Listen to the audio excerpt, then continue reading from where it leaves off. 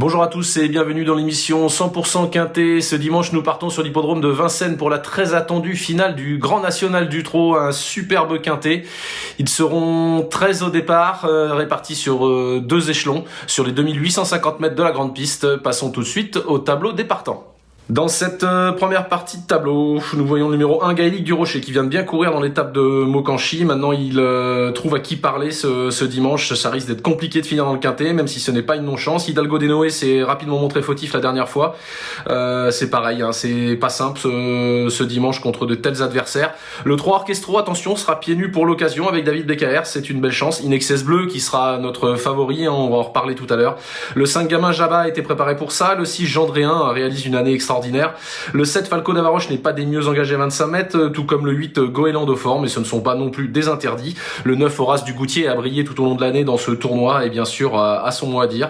Le 10 Gaspard d'Angis, c'est le maillot jaune incontestable de ce GNT et qui aura bien sûr des ambitions. Le 11 Ganet de Banville et Jean-Michel Bazir, attention à lui. Le 12 Happy Valley, une excellente finisseuse. Et enfin le 13 Émeraude de B avec Franck Nivard qui sera déféré des 4 pieds et qui vient de faire impression. Passons tout de suite au papier.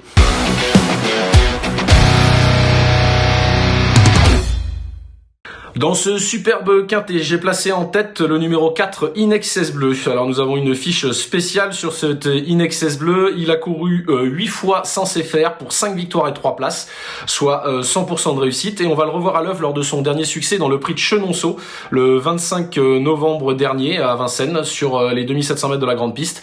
Ce jour-là, il avait eu un lièvre magnifique avec un certain It's Dollar Maker, dans une course qui avait vraiment bardé. Ça a marché 12 sur la longue distance. Donc c'était pas n'importe quoi. Il avait pu se décaler à l'entrée de la ligne droite et avait pris sûrement la mesure de son adversaire pour s'imposer plus que plaisamment.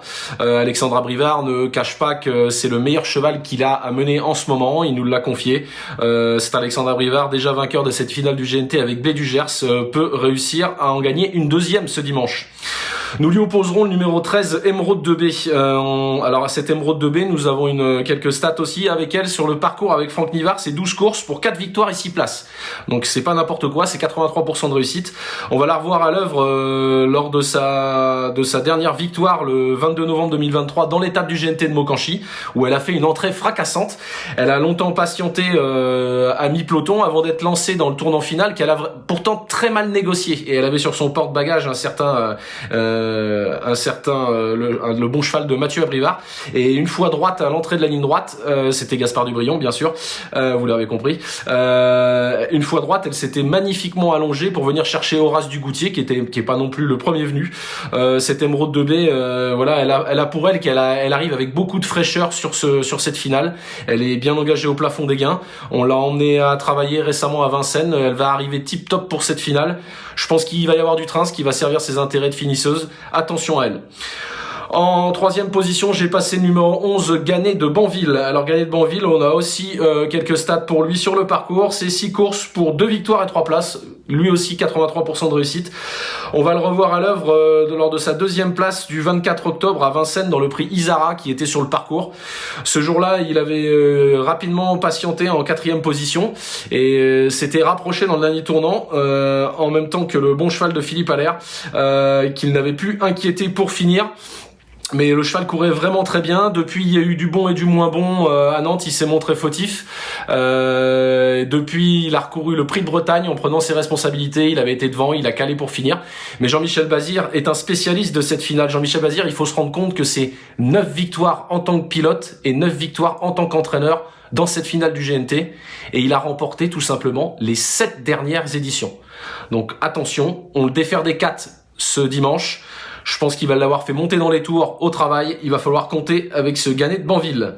En 4e position, je suis obligé de parler de numéro 10, Gaspard d'Angis, qui a été vraiment la star de ce GNT cette année. Donc on a justement une stat sur son parcours dans le GNT cette année. Il a couru 10 étapes pour 6 victoires et 3 places, soit 90% de réussite dans les 3 premiers. Il a vraiment animé ce GNT. On va le revoir justement à l'œuvre lors de son dernier succès dans l'étape de Reims le 18 octobre 2023. Ce jour-là, c'était un 2500 mètres, fallait qu'il rende la distance et il s'était retrouvé loin, c'était pas simple. Il avait fait le dernier tour à fond et s'était détaché, mais et vraiment très très facilement dans la ligne droite. Voilà, ce Gaspard d'Angis, il répète toutes ses courses. Maintenant, voilà, il faut voir, il a beaucoup couru piste plate. Ce Eric Raffin est un spécialiste des bons hongres. Il s'était imposé dans cette finale avec Rapid Lebel et Clean Game. Donc c'est pas n'importe quoi, ce Gaspard d'Angis n'est peut-être pas du même calibre, mais attention, il a vraiment fait des étincelles toute l'année et il mériterait de participer à l'arrivée dans cette finale dimanche. En 5e position, j'ai tenté un petit outsider, le numéro 3, Orchestro. Alors cet Orchestro, c'est un bon cheval. Cette fois, il découvre un bel engagement. Son entraîneur a hésité avant de courir, mais il a vu que bon, l'engagement était quand même pas si mal. Il va le déférer les 4 pieds. On va le revoir justement le 5 juin 2023 à Vichy, dans le prix Vichy Célestin. C'est la dernière fois où il était présenté pieds nus. Et ce jour-là, il avait réussi à se sortir en face. C'était une course sur un marathon, une longue distance. Il avait rejoint l'animateur Gentlin Muse dans le dernier tournant et il l'avait déposé pour finir, s'imposant très nettement avec David Beccaer au sulky.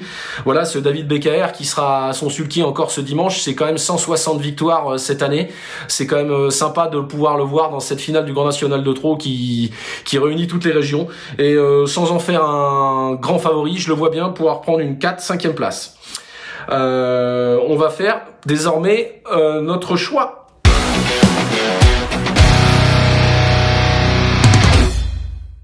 Dans ce superbe quintet où ils seront 13, mais c'est pas facile car il y a beaucoup d'émojis verts. Nous avons gardé 5 chevaux. En tête, le numéro 4, Inexcess Bleu. En 2, le numéro 13, Émeraude de B.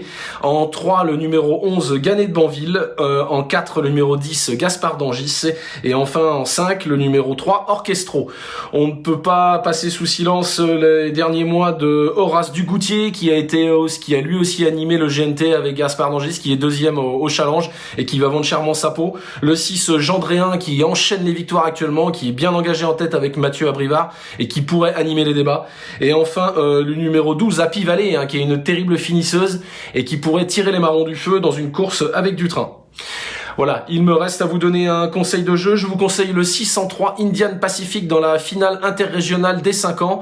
Je sais que Guillaume Gillot a préparé ça aux petits oignons. Il sera déféré des 4 pieds avec Eric Raffin. C'est la chaleur du côté de l'entraînement. Je vous conseille de suivre ce 603 Indian Pacific. Je vous remercie de nous avoir suivis et vous souhaite bon jeu à tous en ce beau dimanche à Vincennes et cette finale du GNT. Au revoir. Merci à vous d'avoir suivi cette vidéo. Alors pour vous abonner à notre chaîne YouTube, c'est ici. Et pour suivre encore plus de vidéos Paris Turf, c'est de ce côté.